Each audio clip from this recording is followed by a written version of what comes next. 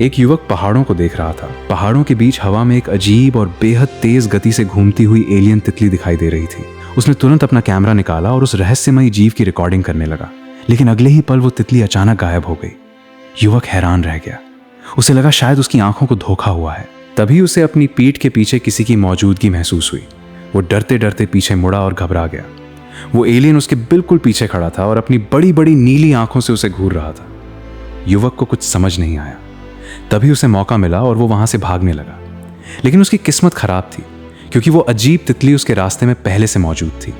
अचानक तेज नीली रोशनी निकली और युवक उसी रोशनी के अंदर खिंचता चला गया। जब उसकी आंख खुली तो वो खुद को एक सुनसान जंगल में पाया।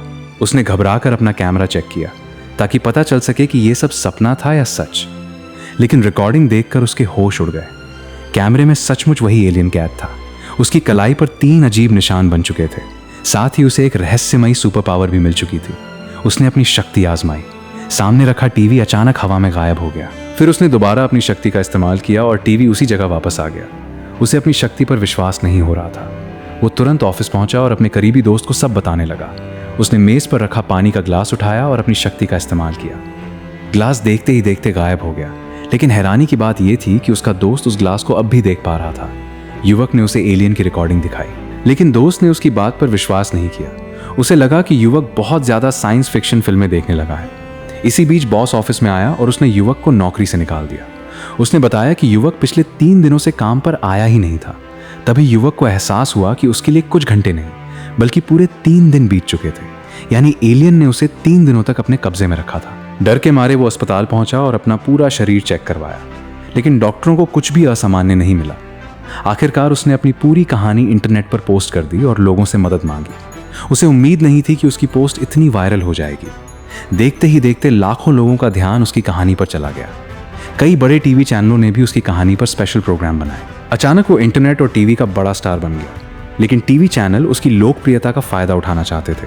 उसे एक लाइव कार्यक्रम में बुलाया गया और वहीं उसकी कहानी पर सवाल उठाए गए। चैनल ने उस पर एलियन का नकली वीडियो बनाकर लोगों को बेवकूफ़ बनाने का आरोप लगाया। उन्होंने उसके कॉलेज के कुछ पुराने दोस्तों को भी बुलाया। उन्होंने बताया कि कॉलेज के समय युवक छोटे छोटे वीडियो बनाने का शौकीन था। अपनी बेगुनाही साबित करने के लिए युवक इंटरनेट पर उन लोगों को खोजने लगा जिन्होंने एलियन के अपहरण का दावा किया था। तभी उसे एक ऐसी पोस्ट मिली जिसमें एक महिला ने भी एलियन द्वारा अपहरण किए जाने की बात कही थी। युवक ने उससे मिलने का फैसला किया। उस महिला का नाम था शियाओ मेई। वीडियो देखने के बाद शियाओ मेई ने कहा कि उसने उस एलियन को पहले भी देखा था, लेकिन उसके आसपास के लोगों ने उसकी बात पर विश्वास नहीं किया था।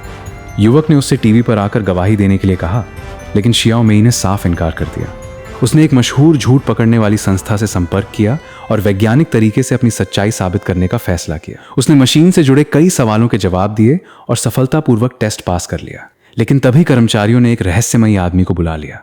युवक को खतरा समझ आ गया और वो तुरंत वहां से भागने लगा। अचानक उस पर हमला हुआ और वो जमीन पर गिर पड़ा। अब असली सच्चाई सामने आई। वो संस्था वास्तव में एक गुप्त एलियन रिसर्च एजेंसी थी। ये संगठन लंबे समय से एलियनों से जुड़ी हर जानकारी को दुनिया से छिपा रहा था। वे एलियनों के संपर्क में आए इंसानों को पकड़कर उनके अनुभवों का अध्ययन करते थे। उन्होंने युवक से लाओ बाई के बारे में पूछा। युवक ने गुस्से में कहा कि वो लाओ बाई को नहीं जानता। उसने अपनी सुपर पावर का इस्तेमाल किया और खुद को आज़ाद कर लिया। फिर उसने पास पड़ी धातु की गेंद को उठाकर एक रोबोट को उलट दिया और अपनी शक्ति से लोहे का दरवाज़ा खोल दिया। वो शियाओ मेई को भी बचाने में कामयाब हो गया। दोनों ने एजेंसी के हमले से बचते हुए वहां से भागने की कोशिश की। अपनी शक्तियों का इस्तेमाल करके उन्होंने एक के बाद एक लोहे के दरवाजे पार किए और आखिरकार उस जगह से निकलने में सफल हो गए। लेकिन अब वे एजेंसी के निशाने पर थे। इस पूरे रहस्य की सबसे महत्वपूर्ण कड़ी अब भी लाओ बाई था। युवक ने अपने पुराने दोस्त चांग माओ गे से मदद मांगी।